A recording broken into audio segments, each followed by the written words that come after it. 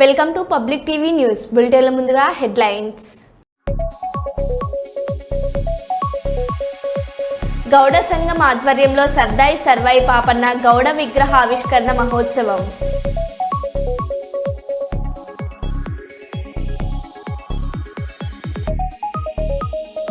Andhra Pradesh Telangana inter school football టోర్నమెంటును ప్రారంభించిన MP Bastipati Nagaraju.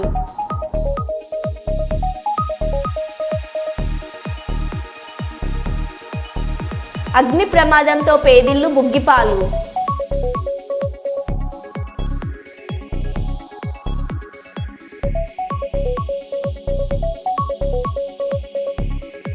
తిరుమలలో చిరుత సంచారం మరోసారి కలకలం రేపింది.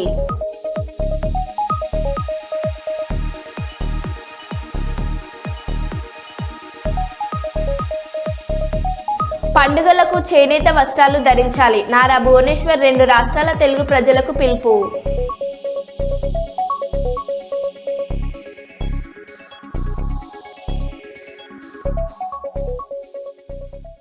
ఇక వివరాల్లోకి వెళ్తే, వరంగల్ నగరం హంటర్ రోడ్లో మేడికవర్ హాస్పిటల్లో అత్యాధునిక సాంకేతిక పరిజ్ఞానం గల ఇంటర్రావస్కులర్ అల్ట్రాసౌండ్ వైద్య పరికరాన్ని వరంగల్ ఎంపీ కడియం కావ్య ప్రారంభించారు. ఐవీఎస్ రక్తనాళాల లోపాల అడ్డంకులు, రక్త ప్రవాహాన్ని ప్రభావితం చేసే ఇతర అసాధారణతలను గుర్తించే అత్యాధునికమైన వైద్య పరికరం అని, నేటి కాలంలో వయసుతో సంబంధం లేకుండా గుండె జబ్బులు ఒత్తిడి వల్ల వస్తున్నాయని, ప్రజలు జాగ్రత్తగా ఉండాలని వరంగల్ ఎంపీ కడియం కావ్య పేర్కొన్నారు. ప్రజలలో అవగాహన కలిగించడానికి సెప్టెంబర్ 29న వరల్డ్ హార్ట్ డేని నిర్వహించుకుంటున్నామని, వరంగల్ నగరంలో మొట్టమొదటిసారిగా ఐవీఎస్ వైద్య పరికరాన్ని మేడికవర్ హాస్పిటల్లో ప్రారంభించామని, ఈ పరికరం ద్వారా రోగాన్ని ఖచ్చితంగా నిర్ధారించి చికిత్సను అందించవచ్చని international cardiologist doctor Rampalli Shravan Kumar తెలిపారు.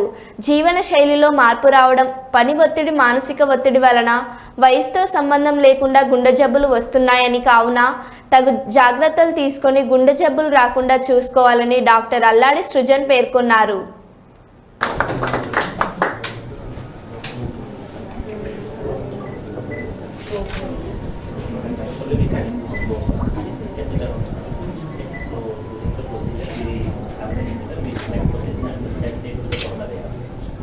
మన డాక్టర్స్ ఇంకా బాగా ఎక్స్ప్లెయిన్ చేస్తారు. బట్ దీంట్లో ఒక మనకి ఎట్లయితే అల్ట్రాసౌండ్ మెషిన్ ఉంటుందో అట్లాగే ఇది గుండెకి సంబంధించింది ఇంట్రావీనస్ అల్ట్రాసౌండ్. సో దీంట్లో ప్రోబ్ చాలా చిన్నగా ఉంటుంది.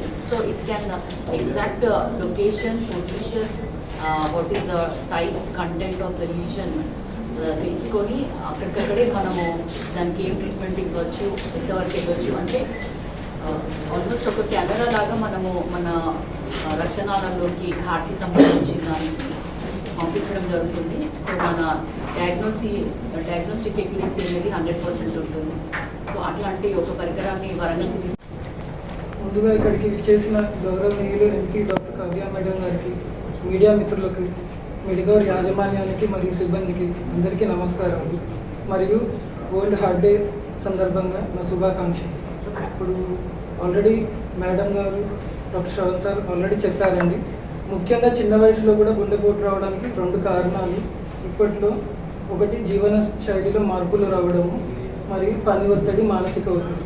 ఇవి ముఖ్యమైన కారణాలు. మిగతా కారణాలు మన అందరికీ తెలిసినవి.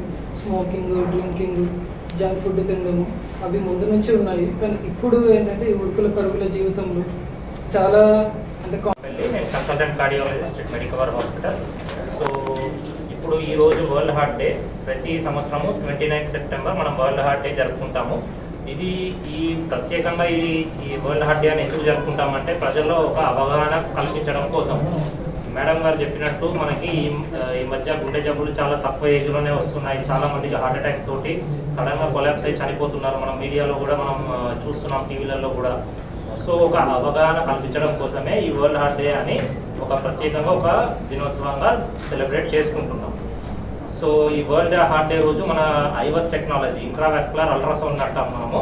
సో ఈ ఐవస్ టెక్నాలజీని మనము ఈరోజు ఇనాగ్రేషన్ చేసుకోవడం జరిగింది. సో ఈ టెక్నాలజీ మన వరంగల్లో ఇదే మొదటిసారి. మన హైదరాబాద్లో ఉండేది కానీ వరంగల్లో ఎప్పుడు లేదు. సో ఇది మనం సింపుల్ మన కాంప్లెక్స్ ప్రొసీజర్ తగ్గించడం జరుగుతుందనే ఒక ఉద్దేశం అనేది వరల్డ్ హార్ట్ డే. సో ఈ వరల్డ్ హార్ట్ డే సందర్భంగా మెడికవర్ వరంగల్ మేనేజ్మెంట్ మేమందరం కలిసి మన వరంగల్ కేయూ క్రాస్ రోడ్ దగ్గర ఉదయం పూట 7-7:30 ప్రాంతంలో ఒక ఫ్లాష్ మాబ్ చేయడం అనేది జరిగిందండి. అంటే కొంతమంది మెడికల్ నర్సింగ్ పీపుల్ స్టూడెంట్స్ని తీసుకొచ్చి వాళ్ళకి ఒక అవేర్నెస్ క్రియేట్ చేసి ఎట్ ద సేమ్ టైం మనకు చిన్న స్కిట్ అనేది, అంటే ఎందుకు ఎక్కువ ఈ గుండెపోటు వస్తుంది అంటే మనందరికీ తెలిసింది మన ఈ యొక్క జీవన శైలిలో ఎక్కువ తాగడం అలవాటు, సిగరెట్ కావచ్చు, మందు కావచ్చు, లేకపోతే ఈ పాత రోజుల్లో ఉన్న ఫుడ్ అనేది ఇప్పుడు లేదు. ఇప్పుడు ఎక్కువ మనకి పిజ్జా, బర్గర్లు, ఒకప్పుడు మనం చిన్నప్పుడు తిన్న తిండి వేరు, ఇప్పుడు మన పిల్లలు తింటున్న తిండి వేరు. సో వీటి వల్ల చిన్న వయసులో కూడా మనం గుండెపోటు అనేది చూస్తున్నాం. సో అది ఎలా వస్తుంది అనేది, వచ్చిన వెంటనే ఎలా మనం రెస్పాండ్ అవ్వాలి అనేది మొత్తం ఒక సిపిఆర్ అనేది ఈ రోజుల్లో మీ మీడియా మిత్రులు కూడా చాలా మందికి అవేర్నెస్ క్రియేట్ చేస్తున్నారు.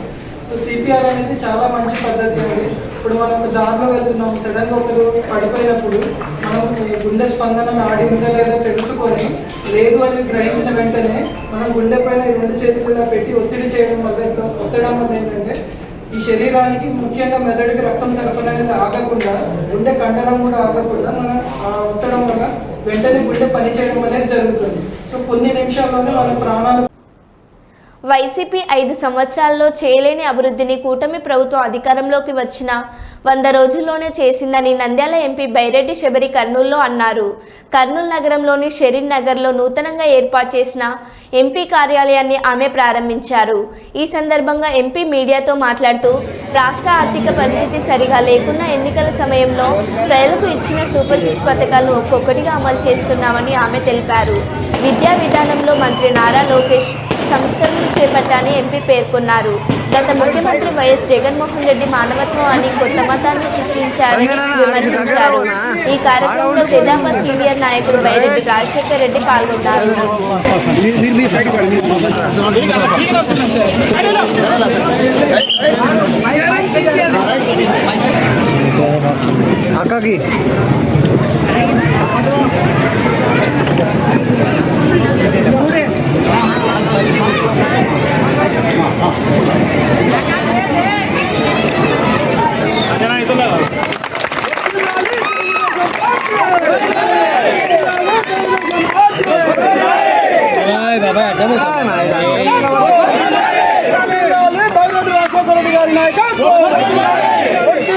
బైరెడ్డి శబరమ్మ గారి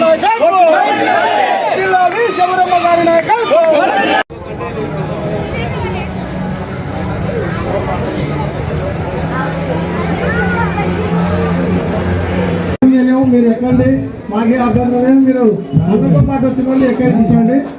ఈరోజు తెలుగుదేశం పార్టీ ఆఫీసు షరీన్ నగర్లో ఈరోజు తెరవడం, ఎంపీ ఆఫీసు తెరవడం, ఇది ప్రతి మండలంలో ఇలా ఎంపీ ఆఫీసు 7 నియోజకవర్గాల్లో తెరవడము జరుగుతుంది. ఎందుకంటే ప్రజలకు దగ్గరగా ఉండాలని అనుకుంటూ, అట్లాగే ప్రజా సమస్యలు ఏవైతే ఉన్నాయో తొందరగా పరిష్కరించాలి అంటే మాత్రము నేను ప్రతి మండలంలో ఇలా ఆఫీసు తెరవడము, ముఖ్యంగా ఇక్కడ మన కౌన్సిలర్ గారు, తర్వాత అలాగే సంజన్న గారు అందరూ కలిసి ఇక్కడ ఆఫీసు తెరవడము, పెద్ద ఎత్తున ర్యాలీ చేసి తెలుగుదేశం పార్టీని ఇంకా బలోపేతం చేయాలనే ఒక ఉద్దేశంతో ప్రతి దగ్గర ఒక పండగ వాతావరణం అయితే ఈరోజు షరీన్ నగర్లో ఉంది. అట్లాగే 100 రోజులు పూర్తయిన సందర్భంగా మనకు అందరికీ తెలుసు, 5 సంవత్సరాలు ఏమీ చేయలేని ఆనాడు ముఖ్యమంత్రి ఎవరైతే ఉన్నారో జగన్మోహన్ రెడ్డి గారు ఈ 100 రోజుల్లో మేము చేసి చూపించాము, ఏం చేయగలుగుతామని ప్రజలకు మేము చూపించాము. ఎందుకంటే పెన్షన్లు ఆనాడు అన్నారు, పెన్షన్లు ఇంటింటి పెన్షన్లు ఎలా ఇస్తారు, వాలంటీర్లు లేకుండా ఎలా ఇస్తారు అన్నారు. ఈరోజు ఇంటింటికి ప్రతి ఒక్కరు, మేము కూడా వెళ్ళి ప్రతి ఒక్కరు కూడా ఇంటింటికి పెన్షన్లు ఇవ్వడం, అలాగే పెన్షన్లు పెంచి ఇవ్వడము, లేకపోతే హ్యాండిక్యాప్స్కి పెన్షన్లు ఇవ్వడం, అలాగే ఇరిగేషన్ ప్రాజెక్ట్స్ ఏవైతే పెండింగ్ ఉన్నాయో ప్రతి ఒక్కటి పూర్తి చేయాలని ఆల్రెడీ ఆర్డర్స్ ఇవ్వడము, అట్లాగే ఎన్నికల ముందు సూపర్ 6 ఏవైతే ఉన్నాయో అవి కూడా మెల్లమెల్లగా మనము నెరవేర్చడము, అలానే కాకుండా జాబ్ క్యాలెండర్ ఒక్కసారి కూడా రిలీజ్ చేయని ఏదైతే ఆనాడు వైసీపీ ప్రభుత్వం ఏదైతే ఉందో ఇప్పుడు మనం ఫస్ట్ సంతకము డిఎస్సి, మెగా డిఎస్సి పైన పెట్టి, అట్లాగే ప్రతి నియోజకవర్గంలో రాష్ట్ర వ్యాప్తంగా ప్రతి నియోజకవర్గంలో జాబ్ మేళాలు అయితే ఓపెన్ చేసి జాబ్ మేళాలు ఉద్యోగాలు ఇస్తూ వేలల్లో లక్ష సంఖ్యలలో ఉద్యోగాలు ఇస్తూ ఇలా ముందుకు వెళ్తున్నాం. అలాగే నారా లోకేష్ గారు ఎడ్యుకేషన్ సెక్టర్ పైన దృష్టి పెట్టి ఆయన స్కూల్ ప్రైమరీ స్కూల్సే కాకుండా హై స్కూల్స్ ప్రతి ఒక్కటి కూడా ఈరోజు డెవలప్ చేయాలని, అంగన్వాడీ సెంటర్స్ ఏవైతే ఉన్నాయో ఇలా ప్రతి కార్నర్లో తెలుగుదేశం పార్టీ ఏంటి మనం ఏం చేయగలుగుతాము అని నిరూపించుకుంటున్నాము. అది ఎవరైనా ఉన్నారు అంటే నాకు తెలిసి దేశంలో అది తెలుగుదేశం పార్టీ తప్ప ఇంకేం లేదు. జగన్మోహన్ రెడ్డి గారు మళ్ళీ మొన్న వచ్చి నాటకాలు ఆడుతున్నారు, ఢిల్లీకి వచ్చి లా అండ్ ఆర్డర్ నాటకాలు ఆడారు. ఇప్పుడు కొత్తగా మళ్ళీ ఏదో మతము లేకపోతే కులము అని మాట్లాడుతున్నారు. నేను టీటీడీ నిన్న చూస్తే కొత్త మతము మానవత్వం అంట, మానవత్వం అని కొత్త మతం చెప్పినారు మాకు. మరి మానవత్వం అంటే ఏ మతమో ఆయనే చెప్పాలా?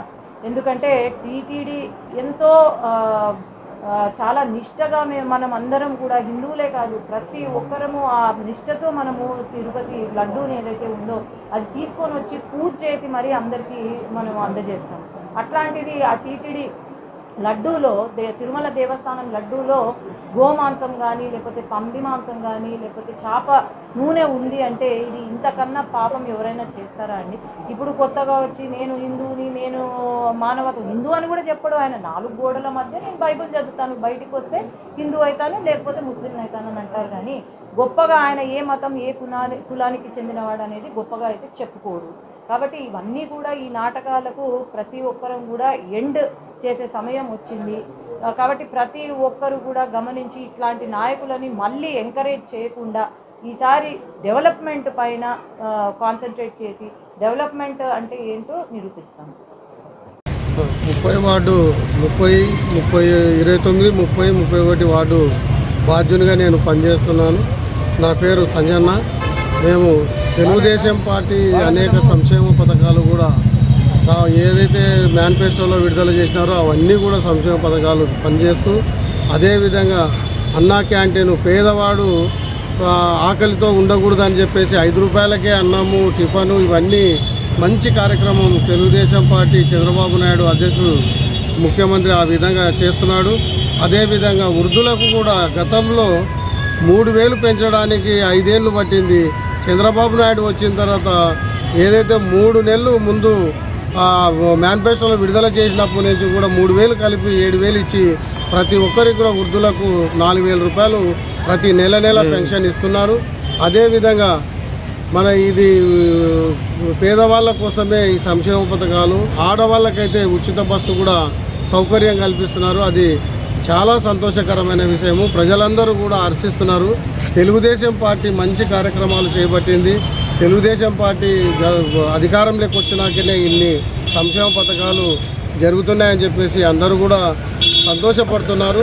అదేవిధంగా మేము ఈ సంక్షేమ పథకాలు కూడా అందరికీ ప్రజలకు అందాలని చెప్పేసి మేము తెలుగుదేశం పార్టీని కార్యాలయాన్ని కూడా 30 వార్డులో ప్రారంభించినాము.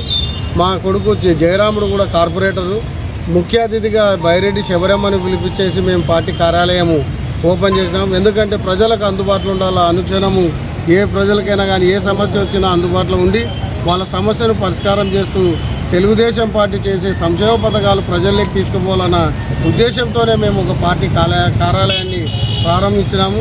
కాబట్టి మన రాష్ట్ర ప్రజలందరూ కూడా తెలుగుదేశం పార్టీని ఆదరించాలా. చంద్రబాబు నాయుడిని కానీ ఎమ్మెల్యేలను ఎంపీలను అందరినీ కూడా ప్రజలందరూ ఆశీర్వదించాలా. గతంలో కూడా మళ్ళీ ఎప్పుడైనా కానీ ఇటువంటి ప్రభుత్వమే ప్రజలకు ఉండాలా. ప్రజలందరూ కూడా వాళ్ళ ఆశీర్వాదాలను అన్ని ప్రజలకు నాయకులకు అందించి మంచి పరిపాలన ఇచ్చేటట్లు అందరి దీవెనలు ఉండాలని చెప్పేసి కోరుతున్నాము. ఆ విధంగా మమ్మల్ని కూడా ఆశీర్వదించమని చెప్పేసి కోరుతున్నాము. భద్రాద్రి కొత్తగూడెం జిల్లా ఇల్లందు మండలం నెహ్రూ నగర్లో ధరావత్ లచ్చు గుడిసె అగ్ని ప్రమాదంతో బుగ్గిపాలైంది. లచ్చు వ్యవసాయ పనులకు వెళ్లి ఉదయం ఇంటికి తిరిగి వచ్చేసరికి ఇంట్లో ఉన్న భార్య పిల్లలు బయట ఉన్నారు. క్షణాల వ్యవధిలో ఇంట్లో అగ్గి రాజుకొని ఇంట్లోని వస్తువులు వ్యవసాయ పనులకు కోసం అప్పు చేసి తెచ్చిపెట్టుకున్న బీర్వాల్లో ఉన్న 20,000 రూపాయల నగదు, ఆనవాళ్లు లేకుండా వ్యవసాయ భూమి పత్రాలు బియ్యంతో సహా కాలిపోవడంతో లచ్చు కుటుంబ సభ్యుల రోదనలు మిన్నంటాయి. స్థానికులు మంటలు ఆర్పే ప్రయత్నం చేయగా అగ్నిమాపక వాహనానికి సమాచారం ఇచ్చినప్పటికీ అప్పటికే గుడిసెలో వస్తువులన్నీ క్షణాల వ్యవధిలో కాలిపోయాయి. ఇంట్లో విద్యుత్ షార్ట్ సర్క్యూట్ వల్లనే ప్రమాదం జరిగిందని ప్రభుత్వం తమను ఆదుకోవాలని లచ్చు వేడుకుంటున్నారు.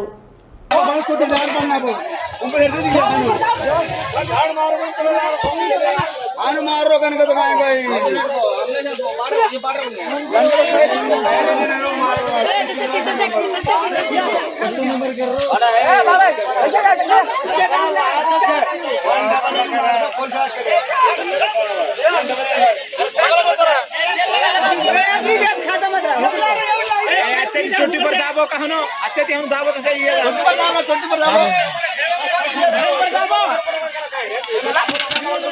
भले हम दाब रे भाई ए जा रे भाई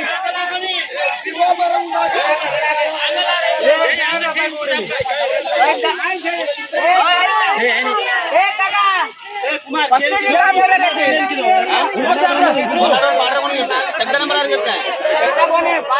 डायरेक्ट फोन करायचो पोलीस स्टेशन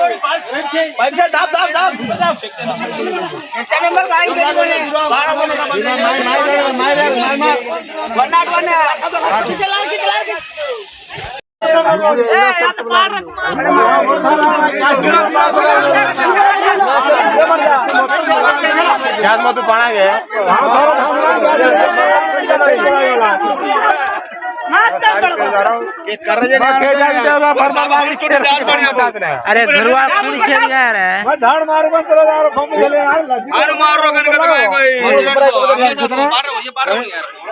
कोने घरवा कौन चल को एक ही छे घर है फिर बाहर ना तो घर चली जाए 111 मार दो पुलिस वाले के दे जब तू कदा आता पो कब ना घर ना गला कर तू मैं ए पाइप खींचा उखड़ जा दिखाई तो मगर मैं ये खड़ कमर में थोड़ा खड़ी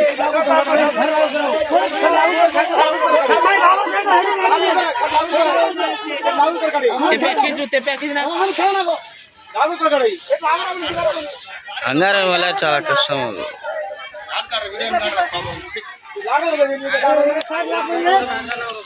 अरे कोड़े फायर इंजन कहां है 101 रे हां पारे कोने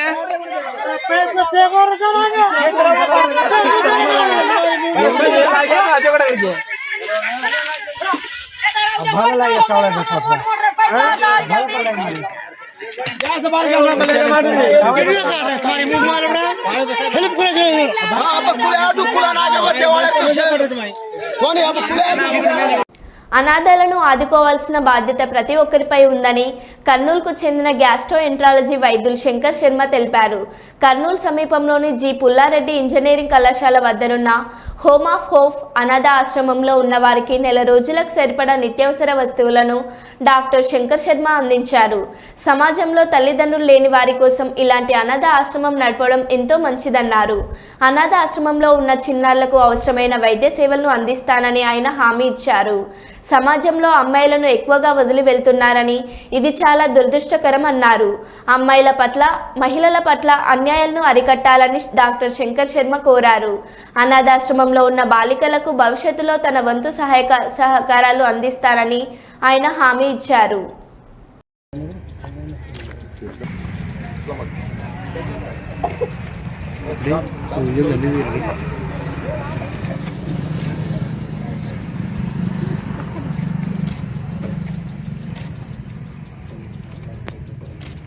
ఓపిలండి సార్ బైక్ దా బాబు ఇక్కడ మీరు పట్టుకోరా పెద్దలు అట్లా పట్టుకోరా చెయ్యి చిన్నపిల్లలే ఉండాలి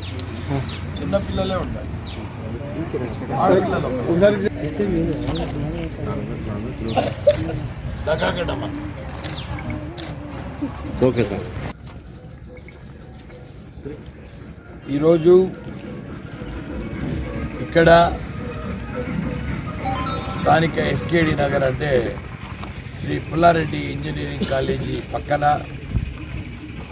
కంపాషన్ సొసైటీ వారి ఆధ్వర్యంలో నడపబడుతున్న హోమ్ ఆఫ్ హోప్ రిజిస్టర్డ్ ఆర్ఫనేజ్కి రావడం జరిగింది. ఇక్కడ నడుపుతున్న వాళ్ళల్లో ముఖ్యంగా నిర్వాహకురాలు బ్లెస్సీ గారిని కలిసి ఈ పిల్లలకు, ఈ అనాథ పిల్లలకు మేము ఏ రకంగా సహాయం పడతామని అడిగినప్పుడు సార్ మాకు ముఖ్యంగా నిత్యావసర వస్తువుల అవసరం చాలా ఉంది.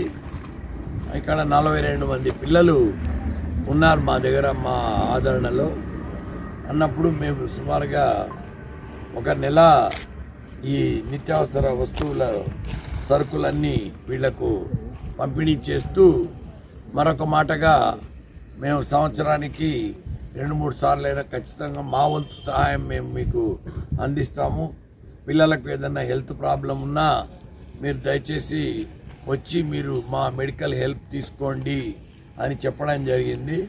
ఇంకొక విషయం నేను అడిగినప్పుడు తెలిసిందేమంటే ఎక్కువగా ఆడపిల్లలను ఆర్ఫన్స్గా చేస్తూ ఉన్నారు. ఇది చాలా దురదృష్టకరము. ఎందుకంటే ఇంకా డిస్క్రిమినేషన్ అనేది కంటిన్యూ అవుతున్నది. ఆ వివక్ష అనేది సమాజంలో మార్పులు రావాలి. ఎందుకంటే మనం 21st సెంచురీలో ఉన్నాము. ఆర్టిఫిషియల్ ఇంటెలిజెన్స్ ఎక్కువగా డెవలప్ అవుతున్నది. మనము ఆ డెవలప్డ్ నేషన్స్ పక్కన ఉన్నాము అని ఒక పక్క చెప్పుకుంటూనే సమాజంలో ఈ అమ్మాయిల పట్ల స్త్రీల పట్ల జరిగే ఈ అన్యాయాలను మనము చాలా మటుకు నివారించుకోవాల్సిన అవసరం ఉంటుంది. పిల్లలను చూస్తే నిజంగా చాలా వాళ్ళు ఉత్సాహంతో ఉన్నారు, చదువుకోవాలని ఉన్నారు. సో ఇలాంటి పిల్లలు చదువుకోవడానికి ప్రతి ఒక్కరు సమాజంలో నడుము బిగించి ఎంతో కొంత ఇతోధికంగా సహాయం చేస్తే కానీ ఇలాంటివి మెయింటైన్ చేయడం వాళ్ళకు కూడా ఎందుకంటే కష్టం కాకూడదు. వాళ్ళు ఇష్టంగానే ఇప్పటిదాకా మెయింటైన్ చేస్తున్నారు. కానీ ఇంకా చాలా మంచి విధంగా వీళ్ళు ఉండాలంటే వీళ్ళకు ఫీజులు అవి కూడా ఇవ్వాల్సిన బాధ్యత ఉంటుంది. సో ఈ రకంగా సమాజంలో కొంత గొప్ప కొంతమంది అన్న సొంత లాభం కొంత మానుకొని పొరుగువాడికి తోడ్పడవు. ఈ దేశం అంటే మట్టి కాదు, ఈ దేశం అంటే మనుషులో అన్నాడు గురజాడ అప్పారావు. కాబట్టి తోటి వాళ్లకు కొద్దో గొప్ప మానవ సేవయే మాధవ సేవ అన్నారు. మంచితనమే మానవత్వం, మానవత్వమే దైవత్వం. ఏదో కొద్దో గొప్ప అందరూ కూడా ముందు తలా ఒక చెయ్యేసి ఇటువంటి చోట్ల వాళ్లకు వచ్చి హెల్ప్ చేయాల్సిన ఆవశ్యకత ఎంతో ఉంది. దీంట్లో మేము చేసే రెగ్యులర్ కార్యక్రమాల్లో ఈరోజు ఇక్కడికి వచ్చి ఈ బ్లెస్సీ గారి నిర్వహణలో ఉండే ఈ ఆర్ఫనేజ్కి రావడము, ఇంతకుముందు కూడా ఒకసారి వచ్చాము. మరి ఇటువంటి వీళ్ళకు వచ్చి హెల్ప్ చేస్తానని నేను ప్రామిస్ చేస్తూ ఈ పిల్లలందరికీ నా బ్లెస్సింగ్స్ ఒకసారి ఇస్తున్నాను. జనగామ జిల్లా లింగాలగనపురం మండలం గౌడ సంఘం ఆధ్వర్యంలో ఏర్పాటు చేసిన సర్దార్ సర్వాయి పాపన్న గౌడ్ విగ్రహావిష్కరణ మహోత్సవం కార్యక్రమానికి ముఖ్య అతిథిగా బీసీ సంక్షేమ శాఖ మంత్రి పొన్నం ప్రభాకర్ పాల్గొని ఆవిష్కరించారు. బీసీ ఎక్సైజ్ శాఖ ఆధ్వర్యంలో మంత్రి పొన్నం ప్రభాకర్, వరంగల్ ఎంపీ కడియం కావ్య, కలెక్టర్ రిజ్వానా బాషా షేక్, స్టేషన్ గన్పురం ఎమ్మెల్యే కడియం శ్రీహరి పాల్గొని కాటమయ్య రక్షా కిట్స్ పంపిణీ చేశారు. అనంతరం మంత్రి మాట్లాడుతూ ఏ ఒక్క గౌడ కులస్తులు తాడి చెట్టు మీద నుండి పడకుండా వారి రక్షణ కోసం ప్రభుత్వం ఆలోచించి కాటమయ్య రక్షా కిట్స్ ను రూపొందించింది. దసరా లోపు గౌడ కులస్తులకు ఎక్స్గ్రేషియా బకాయిలు చెల్లిస్తామని అన్నారు. ఈ కార్యక్రమానికి మండల నాయకులు, కార్యకర్తలు, గౌడ సంఘం కులస్తులు తదితరులు పాల్గొన్నారు. మండల గౌడ సంఘం ప్రతినిధులను నేను హృదయపూర్వకంగా అభినందిస్తున్నాను. ఈరోజు మీరు ముందుకు వచ్చి గౌడల విగ్రహాన్ని, మన సర్వాయి పాపన్న విగ్రహాన్ని ఇక్కడ ఆవిష్కరించడం చాలా సంతోషకరమైన విషయం. సర్వాయి పాపన్నను స్ఫూర్తిగా తీసుకొని పోరాట పంతాన్ని ఎంచుకొని మన హక్కుల కొరకు, రాజ్యాధికారం కొరకు పోరాడే సమయం ఆసన్నమైంది. కాబట్టి ప్రతిరోజు కూడా పాపన్నను దృష్టిలో పెట్టుకొని మనం ముందడుగు వేయాలని చెప్పి కూడా నేను మీ అందరినీ కూడా ఈ సందర్భంగా కోరుతున్నాను. సర్దార్ సర్వాయి పాపన్న బడుగు బలహీన వర్గాలకు చెందినవాడు కాబట్టి గౌడ కులం గారికి వారసత్వ రీత్యా ధైర్య సాహసాలు ఇచ్చి వెంట కత్తితో ఒక మోతాడేసుకొని రాత్రనక పగలనక తిరిగే ధైర్యాన్ని ఇచ్చి రాజ్యాధికారం వైపు ఉండేటువంటి ఒక విధంగా చైతన్యాన్ని ఇచ్చినటువంటి సర్దార్ సర్వాయి పాపన్న గారి విగ్రహావిష్కరణ చేసుకున్నాం. ఇప్పుడే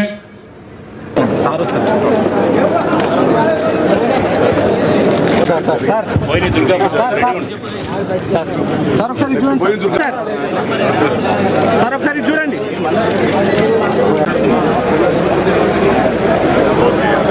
జగిత్యాల జిల్లా కొడిమ్యాల మండలంలోని బృందావనం ఫ్యామిలీ రిసార్ట్స్లో బృందావనం రిసార్ట్స్ వారి సౌజన్యంతో తెలంగాణలోని ప్రముఖ పుణ్యక్షేత్రాల ప్రధాన అర్చక పూజార్ల సన్మాన కార్యక్రమాన్ని ఆదివారం రోజు అంగరంగ వైభవపేతంగా నిర్వహించారు. ఈ కార్యక్రమానికి ముఖ్య అతిథిగా పాల్గొన్న తత్వం చారిటబుల్ ట్రస్ట్ వ్యవస్థాపకులు ప్రముఖ ఆధ్యాత్మికవేత్త పురాణం బంగారయ్య శర్మ మాట్లాడుతూ మన సనాతన హిందూ ధర్మ పరిరక్షణలో బ్రాహ్మణులందరూ ముఖ్య భూమిక పోషించాలని, తద్వారా హిందుత్వం నిలబడుతుందని వారు వ్యాఖ్యానించారు. మన జిల్లాలోని ప్రముఖ ఆలయాల చరిత్రను పూర్తిగా వివరిస్తూ బ్రాహ్మణ వ్యవస్థలో ఉన్న తేడాను సరిచేసుకోవాలన్నారు. ఈ కార్యక్రమంలో బ్రాహ్మణ సంక్షేమ వేదిక కార్యదర్శి బాల శ్రీనివాసులు, ఇతర బాధ్యులు ఆధ్యాత్మికవేత్త నంబి వేణుగోపాలు, ఆచార్యులు, రాష్ట్రంలోని పుణ్యక్షేత్ర దేవాలయాల ప్రధాన అర్చక పూజారులు, బ్రాహ్మణ సంక్షేమ వేదిక సభ్యులు, అర్చక పురోహితులు, విద్యార్థిని కళాకారులు పాల్గొన్నారు. ధన్యవాదాలు గురుగారు. కొంచెం ఫోటో వారిని ప్రత్యేకంగా ఒకసారి చెప్పడంతో గురువు గారికి నమః. నెక్స్ట్ ఆదేశ్వర్య సంపన్నుడు కొంచెం బ్యాక్ వెళ్ళండి, కనబడరు. చెప్పడంతో నేటి ముఖ్య అతిథి బంగారేశ్వర గారిని సత్కరిస్తాం ఈ సభ.